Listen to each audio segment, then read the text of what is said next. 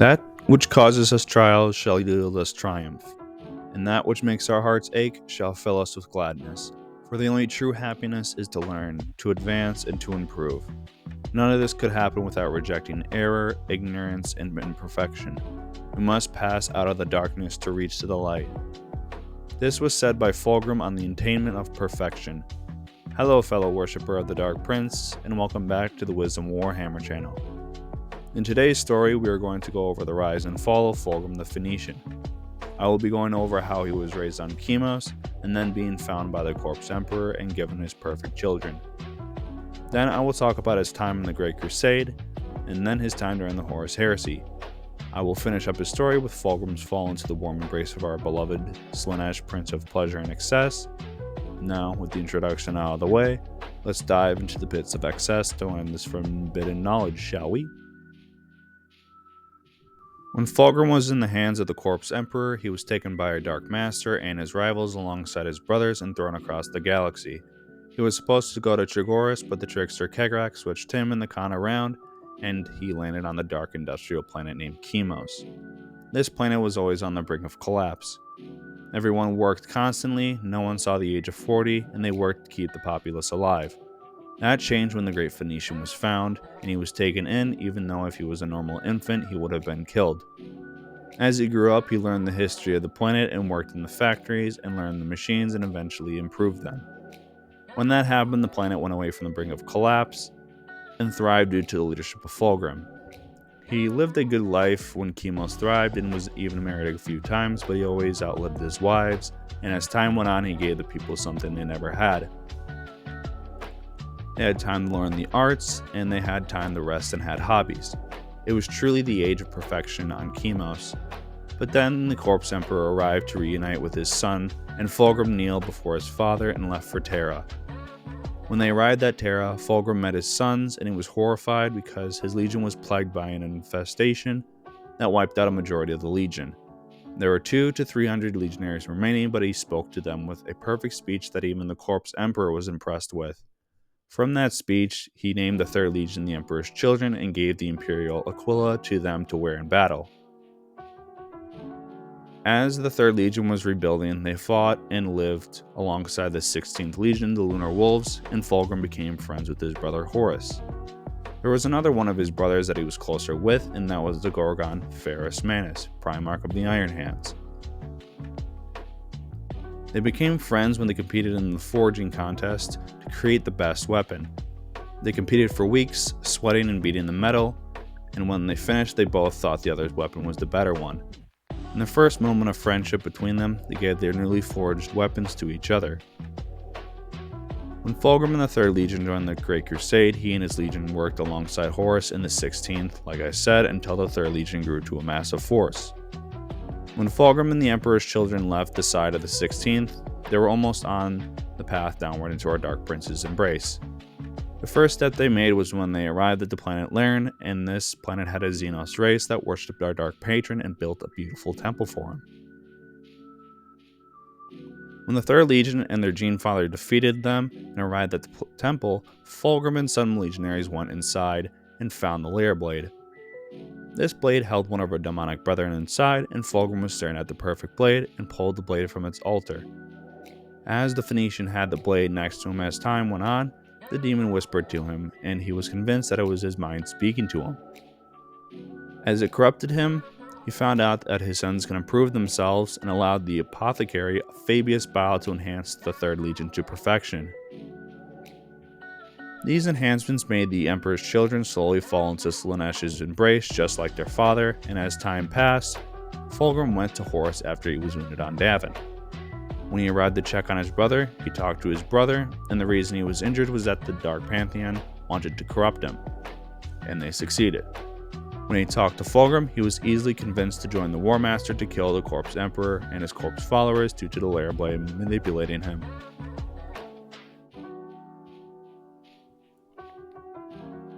After that meeting, Fulgrim met the Eldar Farseer Eldred Ulthuan, and the seer tried to tell him about the fall of Horus to Chaos.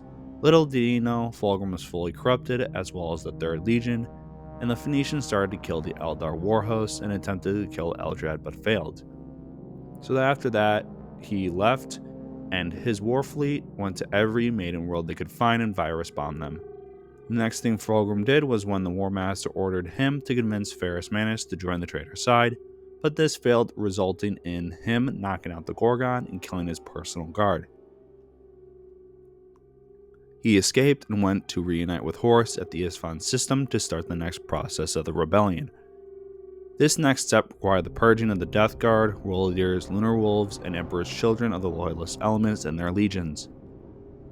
This happened on the planet of Isfahan 3, and they almost destroyed them in one bombardment, but due to the actions of Sol Tarvitz, they failed. The survivors of the virus bombing fought the traitors for the next few months, which angered the War Master, and after that, they prepared for the next battle on Isfahan 5. When the legions sent by the Emperor arrived, the Emperor's children fought the Iron Hands as their Primarchs fought each other. The duel between the 10th and 3rd Primarchs was fierce, but the demon in the Lairblade assisted Fulgrim by giving him strength to cut Ferrus' head off. After the Great Phoenician killed his brother, the demon possessed Fulgrim due to Fulgrim's mind being broken from him killing his brother and friend. As time passed, the demon was exorcised by Fulgrim and trapped within a massive painting on his flagship, the Pride of the Emperor, but his sons didn't know. His son Lucius found the painting and thought Fulgrim was in there, but it was the demon trying to be set free. So Lucius and a bunch of Emperor's children rushed our perfect lord, chained him down, and tortured him until Fulgrim freed himself with ease and told his sons that he got rid of the demon a while ago and enjoyed the torture his sons inflicted on him. Hearing that part of the story goes to show how far the Daemon Primarch was in the pleasurable embrace of Slaanesh. After a warp rift opened on the flagship of Fulgrim, which had a piece of Slaanesh's realm blended into reality and corrupted everyone on board, and from this, the Legion truly fell just like their father. Fulgrim then took his beautiful children to another Eldar planet looking for the Angel Exterminatus, a weapon that can assist them. They were assisted by the Iron Warriors and their Primarch Perturabo, and when they went into the Eldar ruins, the Wraith constructs awoke and started butchering the intruders, but Fulgrim and Perturabo arrived at their objective. But the Angel Exterminatus was not a weapon. It was Fulgrim who was about to become the Angel Exterminatus. He needed his brother's life force, so he gave him a necklace that drained his life force, but Perturabo hit him, and from this he ascended into demonhood. His body was transformed into a similar appearance of the lair, and he and his legions left the Eldar ruins. There were some small engagements before they arrived at Terra with the main force alongside the War Master and the other traitor legions. Fulgrim was in the southern part of the Imperial Palace, but the Phoenician and his blessed sons were torturing the Imperial citizens and turning them into delicacies. They did this for a time until they were convinced to attack the Saturnine Gate, which is protected by Dorn and a small force of Astartes. The entire warband was sent to that part of the wall to destroy it, while a small force of Sons of Horus attacked from below. Dorn was almost killed by the beautiful Fulgrim, but our lord retreated, leaving the remaining men to deal with the Loyalists. After the War Master died, the Emperor's children left to the Eye of Terror, but were the last ones to get there because they gathered a lot of slaves from the Imperial worlds that they raided.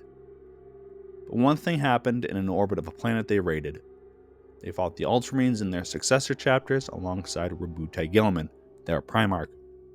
The newly transformed Fulgrim tricked his brother and sliced his brother's throat open, almost killing him, but the avenging son escaped the clutches of his perfect brother. Now, because of our perfect demon lord, he realized that his sons are not up to his standards and abandoned them to pursue his own goals. Rumors say he did do some things during the 10,000 years, but I don't know that knowledge. Now, since that impure world, Cadia was shattered into pieces, and the Eye of Terror has expanded, sending out more of our demonic brethren. Recently, before Fulgrim returned, his rage-filled brother Angron returned with a war legion of Fortnite worshippers and demons, as well as his sons, the World Eaters. He softened up the Imperial worlds, and from this, our gorgeous and perfect Daemon Primarch Fulgrim has returned to us. Now, the thing is, what will he do first? Will he hunt his brother, or will he harass the Eldar, or another weak Xenos race? Only time will tell. Now we have gotten to the end of the story of the rise and fall of Fulgrim the Phoenician, and I hope you enjoyed it, and if you did, please tell people of my storytelling. Now the price for this information is your devotion to our Dark Prince of Perfection, but I see that you have already started, and I see that you have potential. Now get out there and hunt those Eldar and bring their souls to Slaanesh, and she will reward you for it. Now, this is Wisdom Warhammer, signing off.